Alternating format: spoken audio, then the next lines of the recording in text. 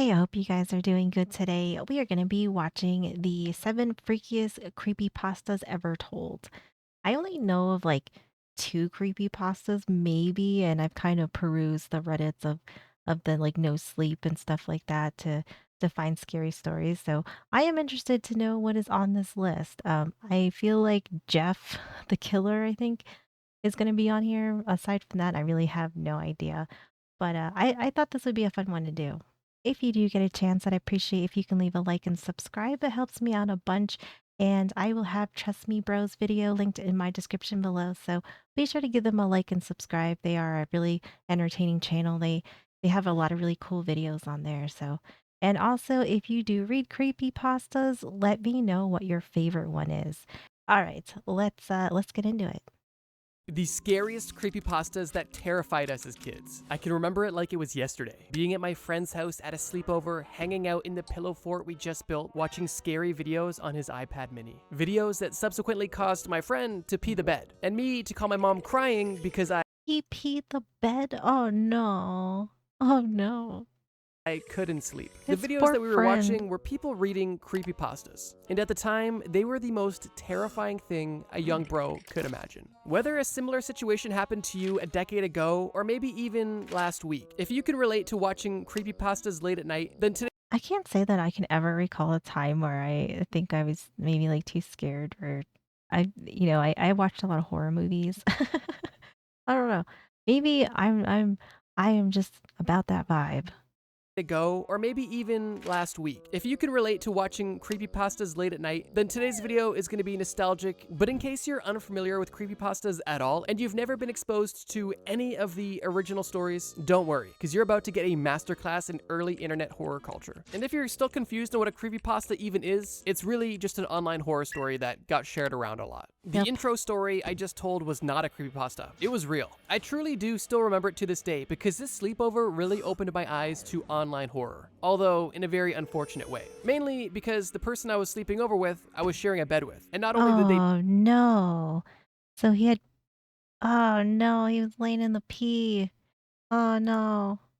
Ugh. That sucks. Oh no.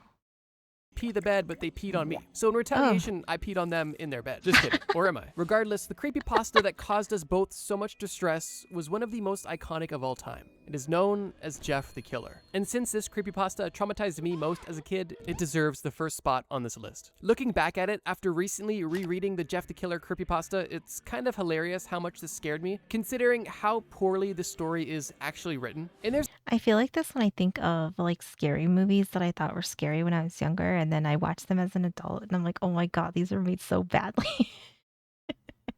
like, like it's almost like a nostalgia thing, I guess nowadays. But when I think about it, and I'm like, man, I'm like, I don't even know why this scared me in the first place. Like these are so bad.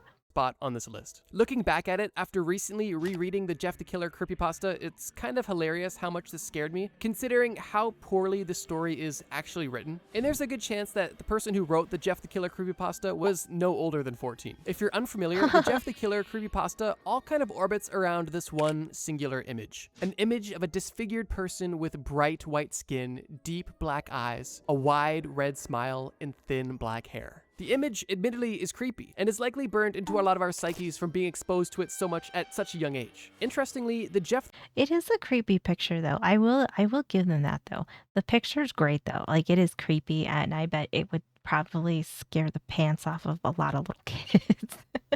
Like if you were too young to come across this, I could definitely see this scaring you quite a bit. likely burned into a lot of our psyches from being exposed to it so much at such a young age. Interestingly, the Jeff the Killer character and the creepypasta associated with it came out at different times and were created by completely separate people. The actual Oh. character of Jeff the Killer was created by somebody with the alias Susur, and this person exclusively created the aesthetic and the actual character known as Jeff the Killer. However, the creepypasta associated with this character was published by an online user named Game Fuel TV and appeared online roughly around 2011, which is Mm. probably the same year that I was exposed to it as well. It's pretty cool that somebody could just create an image, toss it Oh my god. So he's like young. Oh god, that makes me feel old. I'm just I should just my whole thing should just be like an elder millennial reacts to things. After hearing that, oh gosh, I'm an old lady. which is probably the same year that I was exposed to it as well. It's pretty cool that somebody could just create an image, toss it online, and somebody else could write an entire backstory and then have the entire ensemble just explode in popularity. But that was something I learned doing research for this that I thought was interesting. I'm not going to read all of the creepypastas I'm mentioning in this video, but I will be giving brief summaries for each of their stories in case you're either unfamiliar or just need a refresher on the actual lore of the creepypasta. The entire Jeff the Killer story centers around a teenage boy named Jeff, a boy that was only roughly 11 or 12 years old, and he and his family moved to a brand new town where his life essentially got flipped upside down. Not like the Fresh Prince of Bel-Air though. The creepypasta itself goes into multiple action sequences about 12-year-old boys getting into knife fights and pouring bleach on each other and setting each other on fire. But to summarize that Oh my god. What the hell? These are quite the 12-year-olds. Good god. 12-year-old boys getting into knife fights and pouring Oh my bleach on god. each other and setting each other on fire. But to summarize that story as simply as possible, Jeff stabs somebody out of self-defense and his brother takes the blame for it, so Jeff is still free. And then the friends of the people that Jeff stabbed come back for retaliation at this kid's birthday party. And then Jeff stabs the 2 other kids. And then the first kid that he stabbed that still lived covers Jeff in bleach and alcohol and then sets him on fire. But this doesn't kill Jeff. He actually wakes up in the hospital and he is completely disformed. His skin is bleached white, his hair is singed black, and his eyes are deep into his skull. And when he wakes up in the hospital surrounded by family, all of his friends and family are terrified by his presence, but not him. During the altercation he had where he literally killed 2 other children, his psyche broke, which was alluded to earlier in the story because, earlier in the creepypasta, there was literally just random points where the author said, Jeff had a feeling, and then it would move on. Regardless, after killing multiple children in He had a feeling that he had a taste for blood. kind of self-defense, and then being set on fire and nearly killed, his psyche breaks, and because of this, when he sees his new appearance in the reflection, he loves it, and he is happy to be this monster. After leaving the hospital and going home, being all now deformed and crazy, he takes a knife in the bathroom alone, cuts off his eyelids, and cuts smile scars into his cheeks. Cuts off his eyelids, bro. I mean, you can, I guess, cut some, I guess scars on your face so you look like you're smiling, but cut your eyelids off? Oh, He takes a knife in the bathroom alone, cuts off his eyelids, and cuts smile scars into his cheeks, which once he completes doing this, his mom walks in on him in the bathroom, acts calm, runs to get Jeff's dad. They both come back, Jeff kills them both, and then Jeff kills his brother, and that's kind of the end of the story. One of the most iconic lines out of the entire creepypasta and Jeff the Killer's kind of slogan is, "Go to sleep," which is what he said to his brother right before he killed him at the end of the creepypasta. At the time of listening to this story in my friend's pillow fort, there was literally nothing more terrifying I could imagine. And I'm not over-exaggerating when I say that this genuinely messed me up for a few days, and I'm sure at least a few of you can relate to that. Although, if you haven't given this a full read-through recently or ever, give it a read. Or literally listen to the Creepcast episode where they read the story, because their commentary on just how poorly written this story is actually hilarious. I will have to read this, and I do enjoy Creepcast too, so maybe I'll have to listen to it one day, while I'm working on stuff. But I think I have to read the whole thing. I've only heard kind of a Cliff Notes type of version of Jeff the Killer, so it sounds kind of comical, honestly, in a dark serial killer kind of way. He had a feeling that was a feeling. It wasn't a painful feeling, but it was a weird feeling. But yeah, Jeff the Killer started as somebody's artistic project on DeviantArt back in 2008. But a few years later, when somebody decided to add their own backstory to this image, it not only gained traction, but it created an internet icon, and subsequently changed online horror and creepypastas forever. I'm sure there is people that recognize this picture that don't even know what a creepypasta is. And if that's you watching this video, probably. then hey, what's up? But we've That's true. I feel like that picture, even if you've never heard of Jeff the Killer, I feel like I know I've definitely seen that picture places before I even knew what it was. still got a lot more to discuss. The next creepypasta I want to discuss is one that's almost, if not as iconic as Jeff the Killer, and it's known as the Russian sleep experiment. The Russian sleep experiment is interesting because not only was the story extremely popular and shared widely online over the last decade, but this creepypasta is unique because it is likely the most believed creepypasta of all time. And to this day, I have people in my comments requesting that I talk about the Russian sleep experiment in my human experiments videos as if it's a real thing. Which, if this is news to you, I apologize to admit that the Russian sleep experiment is not real. Although the compelling storytelling and sort of pseudo-historical aspect of it is really kind of believable. That's what makes them good. I feel like that's like a key component of some of these is that like if you are a good enough writer to scare people into actually thinking something could potentially be real, then I think you've like hit the nail on the head. Like you have you have achieved like peak creepypasta. The Russian sleep experiment, similar to Jeff the Killer, also has an iconic image associated with it. And it's an image I can only describe as, well, disturbing. It's like a disheveled creature hunched over on a chair, almost looking mummified. Now, if this image is disturbing you to look at, let me just quickly break the facade and show you what this image is actually based on. This is not a real image of anybody. This is actually an image of a Halloween decoration that was slightly edited, which is also Yeah, see, like the power of editing, right? This is a great little Halloween decoration, though. This is good. I like this one. anybody. This is actually an image of a Halloween decoration that was slightly edited, which is also hilarious to think that a Halloween decoration fooled likely hundreds of thousands, if not millions of Yeah. people. The origins of the Russian sleep experiment date back to August 10th, 2010, when the story was published to the Creepypasta Wiki by a user known as Orange Soda. 15 years later, I'm sure he didn't assume that his story he wrote would still be fooling thousands and thousands of people to this day. Regardless, the compelling story essentially goes as follows. The creepypasta claims that in 1947, the Soviet government was conducting a test of a new stimulant gas that would prevent the need for sleep in human patients. Obviously, with the stimulant being rather experimental, the Soviet government needed to test it, so they opted to pick 5 political prisoners that they already had in captivity and essentially offer them freedom if they were willing to conduct an experiment. These See, like that right there, like just I mean, that sounds like something that happens. You know, like that totally sounds believable right there. I mean, like, oh yeah, like if you participate in these experiments and you live through it, well, we will let you go. I mean, I feel like that's some stuff that could happen at any time.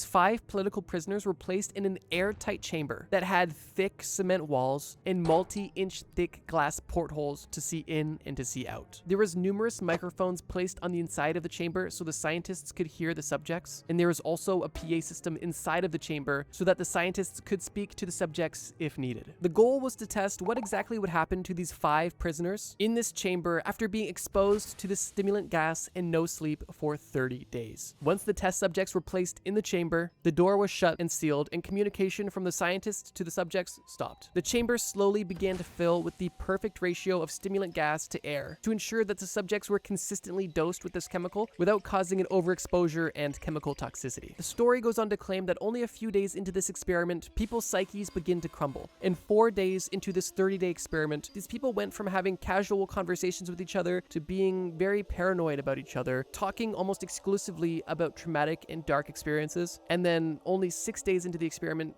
basically avoiding each other altogether, being very My paranoid and gosh. suspicious of each other. Because of this, all of the subjects would whisper into the microphone to the scientists things about the other subjects, almost trying to barter with the scientists, offering information on the other subjects in return for freedom. Shortly after this, one of the subjects began screaming at the top of his lungs, and he screamed until he couldn't scream anymore. And then another subject began to scream until he couldn't scream anymore. It was after the screaming began that one of the non-screaming patients decided to use fecal matter and newspaper to cover up all of the portholes, and Oh my then the gosh. chamber went quiet. And at this point, the scientists had no input. They couldn't See, like I love like this is like such a crazy story, and then it seems like it sounds like like experiments that could totally happen at the same time. It's like I do vaguely remember this story, listening to it, and it was like it this one's a wild one. If you haven't listened to it or read it, I highly suggest this one. see inside the chamber, they couldn't hear anything inside the chamber, and they weren't even sure if the people inside were alive. The scientists had a rule of not disturbing anything inside the chamber so that they could monitor the actual side effects of being exposed to the stimulant and the stimulant only. Roughly 14 days into the experiment, the scientists broke the rule and made communications with the subjects inside. But it was at this point when they got an interesting reply. Only one of the subjects calmly replied, telling the scientists that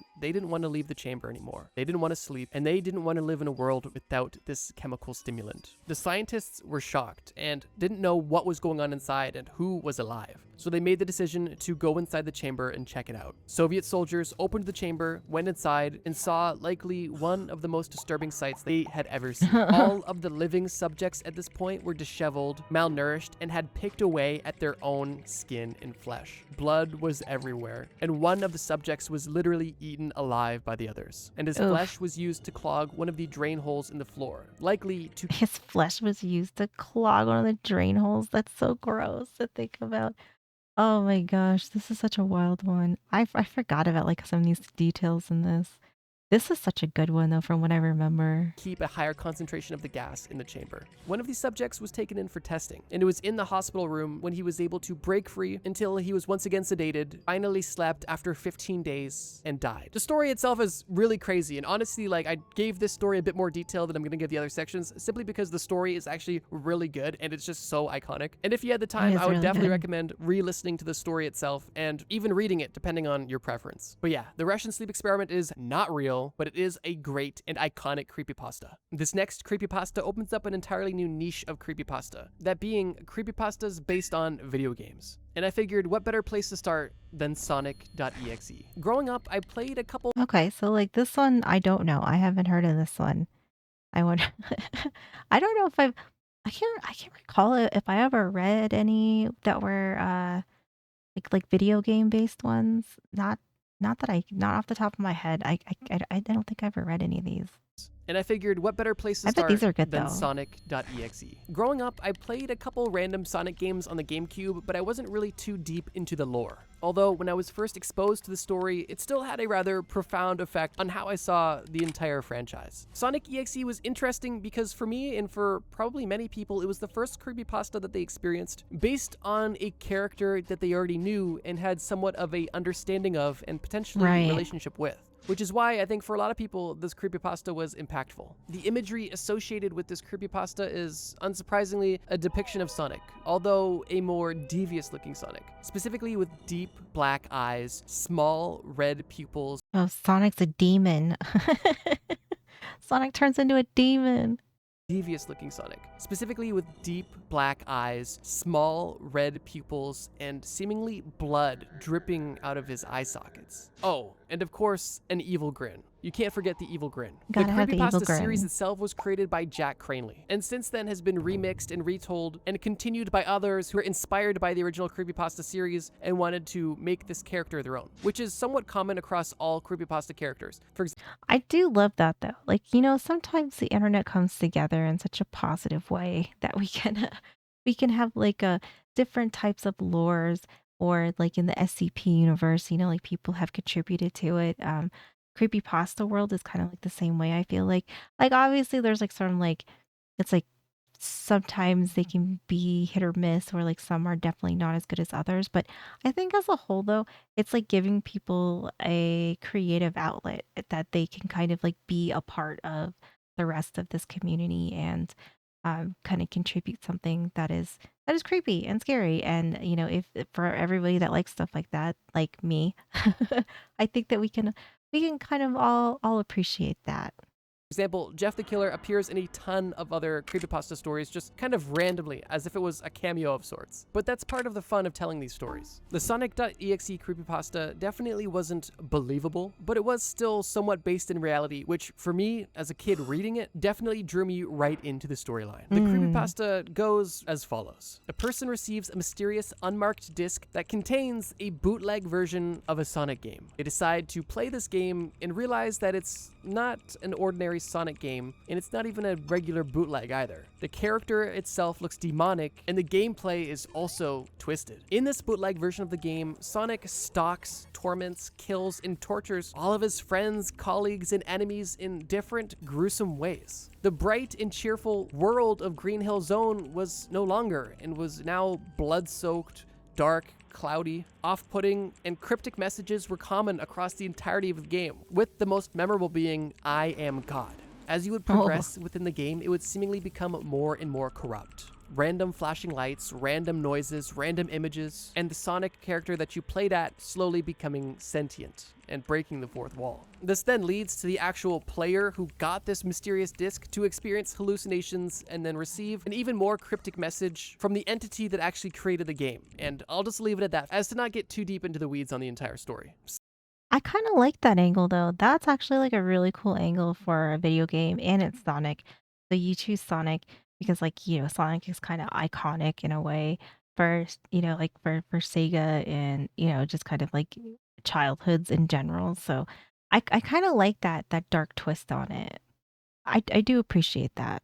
Sonic.exe is much like Jeff the Killer in the sense that it really kicked off an entire genre. In this case, the genre of haunted video games, and taking Mm. iconic, happy, cheerful childhood characters and making them twisted and make I love this though. I'm gonna have to go find like haunted video games or something like that, like a thread of some sort, because that seems like something that I would absolutely love and I would totally enjoy reading.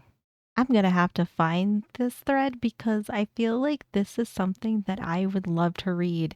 I love reading threads sometimes, like, just hanging out on the couch or doing, if I'm not really doing anything. Like it's a way to kind of like relax for me. So if I could sit down and kind of read some creepy pastas or haunted video games like this, oh yeah, yes, I'd be in my element.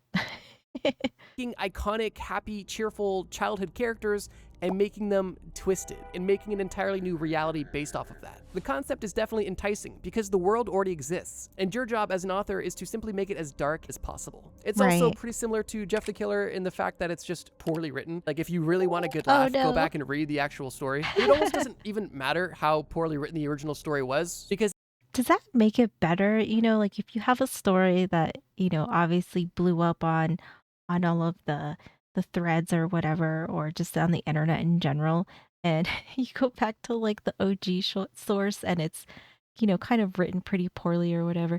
Like, is that like is that just like bonus points at that point? Because, like maybe the person wasn't the smartest or maybe they weren't very old or whatever, but I feel like that almost makes it better. Like it almost gives it like a little bit of character. go back and read the actual story. But it almost What did this say though? Hold on. in the fact that it's just poorly written. Like, if you really want a good laugh, go Oh, okay.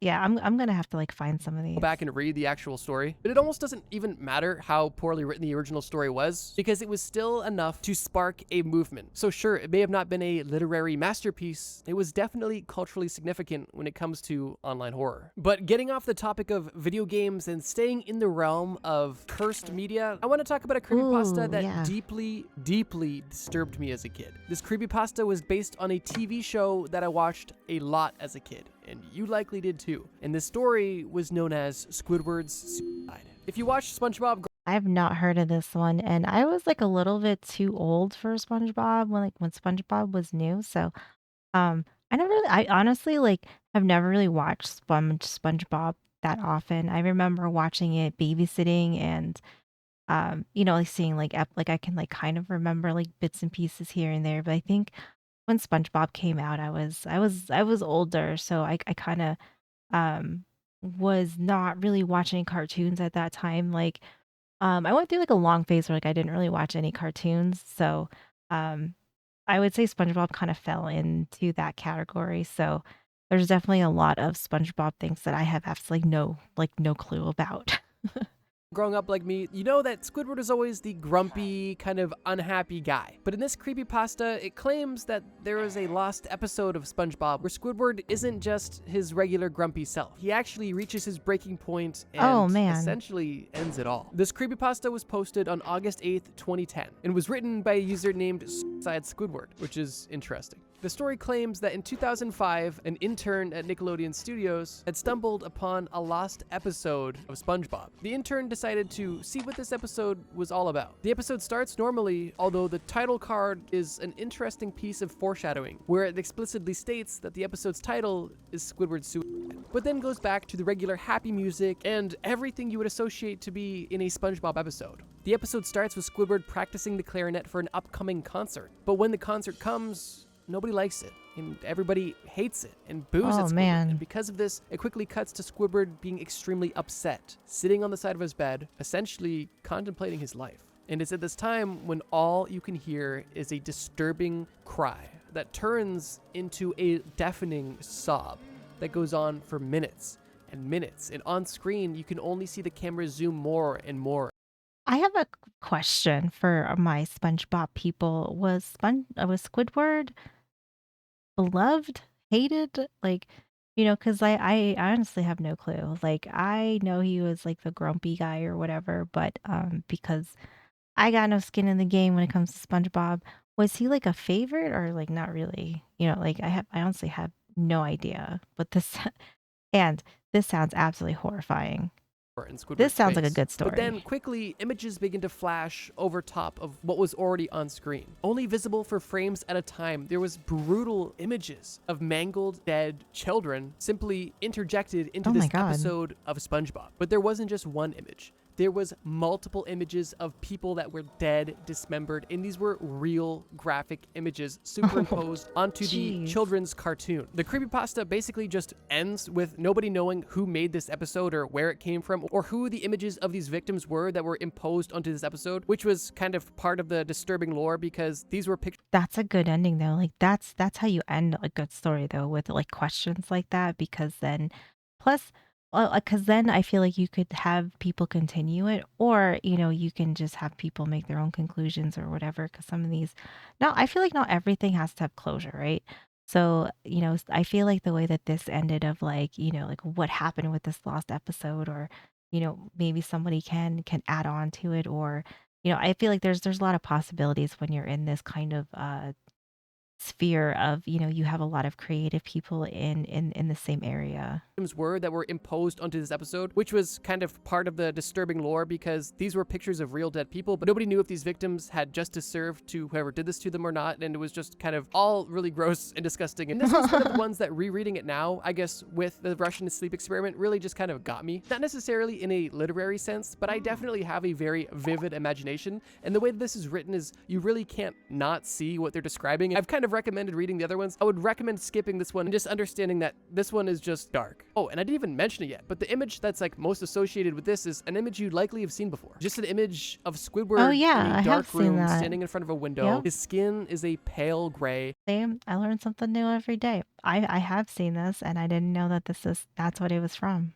Of Squidward in a Fair enough. dark room standing in front of a window. His skin is a pale gray and his eyes are extremely dark. Red pupils, once again dripping blood. And coupled with all of this, Squidward is wearing his signature frown. But while we're still talking about creepypastas based on essentially cursed content, let's finish the trilogy and jump back to another video game focused Uh-oh. creepypasta. And this Come one on. isn't necessarily as culturally significant as the other two, but still, at least for me, had a big impact and I think overall is an Oh. interesting story. It's known as Pokemon Strangled Red. And it's almost a combination of the last two creepypastas I just discussed. This creepypasta was first seen on September 6th, 2011, on the Creepypasta fandom website, and it was written by user Shadow Male Renamon. There's a bootleg version of a Pokemon game titled Strangled Red. A person begins to play it, and it starts to seem normal, but a little bit uncanny, and then consistently gets darker and darker. You play as a trainer named Steven. Steven was upset about a Pokemon of his that died. It was a Charizard named Mickey. And this undertone really gives a grim outlook on the game, and then with all of the eerie music, glitchy visuals, and dark dialogue, the game only gets more and more disturbing, until you're literally faced with violent scenes and, well, Steven's descent into madness and his own demise.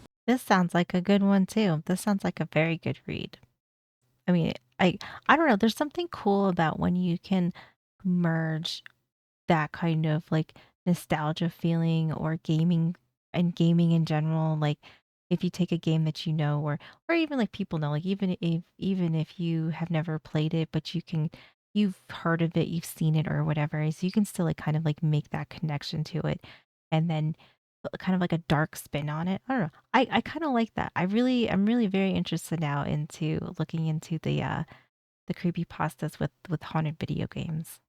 The story itself is decently well written and interesting for sure, and although it wasn't as culturally significant as the others we've suggested, I figured it was still worthy of a spot on this list, and I wanted to at least mention it. It definitely scared me as a kid, and I'm sure it scared at least a few of you as well. But let's keep going. Let's take a break from the twisted content for just a second and get into the real world and talk about some real things. That, of course, being the Goat Man. And if you've watched my videos on cryptids and urban legends, then you would have heard me talk about the Goat Man and the Goat Pope Lake Man. Monster a while back. And this ties directly into that, and it's kind of multifaceted, because the Goat Man creepypasta most famously associated with the Goat Man's demonic bridge, which there's a ton of videos about this bridge. But I have seen so many videos of this, and like honestly, I don't know. I don't know. I don't know how I feel about it. I also don't feel like anybody captured anything that maybe would have changed my mind. famously associated with the Goatman's demonic bridge, which there's a ton of videos about this bridge. But this video is not about that. This video is about a creepypasta associated with the Goatman urban legend, which is kind of meta. A creepypasta based on an Yeah. urban legend, based Yeah. on absolute fact, I'm sure. That's, that's like a trifecta. The specific creepypasta I'm mentioning associated with the Goatman is known as Anasi's Goatman story, and was originally posted on 4chan, of all places, on September 28th, 2012. This creepypasta admittedly is not one that I actually stumbled upon when I was younger, but when doing research for this video, it was overwhelming how many people felt nostalgic about the story, specifically because a lot of the videos of people reading the story on YouTube today still have comments about people who come back to it often because they just find the Oh, story wow. so good. And while it's not the best written story ever, it is definitely unique, which is a trait that's not common when it comes to creepypastas, because True. I feel like, you know, if you have hundreds, maybe thousands of people making their own creepy pastas, the uniqueness is what's going to make you stand out. most creepypastas typically find themselves either following similar formats or simply using the same tropes over and over again, making Yeah. creepypastas repetitive and, in a lot of cases, just cringe and unreadable. That Yeah. being said, the creepypasta associated with the Goatman is pretty unique, specifically because it doesn't rely on gruesome gore or jump scares or anything extremely morbid. What it does do is lean into more psychological horror with a very slow build-up. See, like, that's what I like. Those are like the kind of movies that I like, even, psychological horror, even if it has a slow burn. I've watched a lot of those too. Absolutely love them. So yeah, this sounds like my kind of story right here. A rather interesting payoff. The creepypasta goes as follows. A group of teenagers go on a camping trip for the weekend. They head into some woods near a Native American reservation, and initially they are enjoying the time in the woods. They're playing sports, they're playing games, they're enjoying themselves. But as the day goes on, they've noticed small, interesting things. A foul smell that's been in the air on and off. And now, more recently, later in the day, strange noises appearing in the bushes. Nothing too concerning though. Until you and your friends decide to build a fire and relax. When your group notices that there's more people at the campfire than there should be, but nobody know who has joined them or why. Somebody sitting at the campfire is an imposter, but it is impossible to tell who. And this is where the slow build happens. There is tension and paranoia building within the group because there is more people than they should be. And This sounds great though. This sounds like definitely my kind of vibe right here. I stuff like this, like when you have like a little bit of chaos and like there's like deception in there, and then there's gonna be like some sort of like crazy twist. I like that. And at this point, they don't know who is who. And everybody is beginning to turn on each other when the group comes to the conclusion that there is a shapeshifter in the group. There's obviously more to the story, but I think that encapsulates the most important part of the story. The aspect of the psychological element of this horror story. It's not necessarily about the gruesome deaths that happen or the disturbing imagery. Right. It's that you are going out with your friends and having fun until somebody else joins your group that nobody noticed, and now nobody can tell who's supposed to be here and who's not. And then the slow game about who is this and how can we tell? And basically just imagine playing Among Us with your friends, but in real life, and your actual life is on the line. And I'm not Right. being vague to be coy. I don't want to spoil it for people who want to go experience the story in full. But trust me, this one's definitely worth a read or a listen. And I wanted to add it to this list because it is typically regarded as one of the most unique and obviously one of the most iconic original creepypastas. I think that's a very good one for his list, honestly, because that sounds great. That sounds like a great story. That sounds like something I'm very interested in. Started this video strong, and I knew I had to end this video even stronger. So for the last entry on this list, I have to put probably the most iconic creepypasta character of all time. A character that has not only That's Slender creepypastas, Man. but games and movies Well, and yeah. then some. This is probably the only creepypasta. You know what? I actually like have never even read the Slender Man creepypasta. I think I maybe knew that he was a creepypasta, but I actually don't even like know. Like as far as I'm concerned, I thought it was just like I think the first thing I saw about Slender Man was the video game. And then I was like, oh, like I was like, that's kind of like a cool horror game idea, you know, like and I had I think at that time I had no clue that that was like a creepy pasta thing. And then I watched a documentary about the Slender Man girls. If you um if if you know, you know, that is a terrible story and it is crazy and that little girl is a badass. But yeah, that was like kind of it. And I think watching that documentary is what kind of explained Slender Man to me more that I was like, oh, okay, but then I never even like looked at the creepy pasta. On the list that your mom has a good chance of recognizing due to the mass amount Mm, of yeah. Halloween costumes in just popular media. And if you haven't guessed it yet, I'm of course talking about the Slenderman. The Slenderman holds such a near and dear place in my heart because it is so iconic and for some reason was such a big part of my childhood as well too. I remember watching all of my favorite YouTubers play the game. I remember reading the creepypasta with my friends in school and getting scared. And I remember even trying to download the game online and getting a virus on my family computer Oh when trying no. to be a YouTuber when I was like 10. And don't even get me started about how my pants began to fall off as I was downloading this game and it was just crazy. There was a virus but that's a whole different story. The iconic aesthetic and look of this Slenderman character dates back to 2009 when He does have a very good aesthetic for a horror-based character. I will say that much. And I like that he is not like a big grotesque monster either. I like this concept of him being well dressed, you know, and then and having no face and I don't know. There's a lot of things that are working for him here. there was a Photoshop contest on the Something Awful forums. This contest was the catalyst for the Slenderman character, and from that point on, it was game over. The person who originally created the character was named Eric Knudsen, and his simple depiction of a tall, humanoid, yet featureless figure wearing a black suit was Mm, simple and vague and uncanny yeah. enough to spark so many different fan stories and fan fiction, but we're not going to talk about that. The original Slenderman creepypasta Of course. I think that's how you know you made it, right? If you are getting fan fiction written about your character, you know you did good. story was released on January 14th, 2010, which I just want to say 2010 was such a good year for creepypasta, and possibly the peak and golden era of Mm. creepypastas as a whole. Regardless, there is now so much media associated with the Slenderman character. I just kind of want to talk about the character as a whole because at this point I could talk about different stories for days. The That is true. Like I feel like there is so much with the Slender Man that yeah, like we could be here for hours, you know, talking about everything related to him. Not that that's a bad thing though, because I think that means that you've created something really really special in the horror bubble. general vibe and consistent theme across all media associated with the Slenderman is just the following, is that he is almost exclusively around children, typically stalking them, slaughtering them, and potentially doing other things as well, which aren't even known. Slenderman is most commonly photographed with large groups of children, which is actually where the origin photos come from. During this Photoshop contest, the photoshopping was actually just a group of children with this uncanny figure superimposed in the background, as we showed previously. In some articles, it's claimed that Slenderman even mentally influences these children and drives them into madness, and in others it's claimed that he simply abducts them and they are never seen again. Regardless, the Slenderman has an affinity for children, which alone is already creepy enough. Right, like that is like a I feel like that is a key point in some of these uh creatures, I guess, of some sort. I mean, I guess we can call them creatures because there. I feel like there's a lot of urban myths and a lot of folklore and a lot of other like kind of like scary monsters that exist, and children are always the target for some of them. I think children are a target for a lot of them that and that are like pretty like creepy, scary ones too.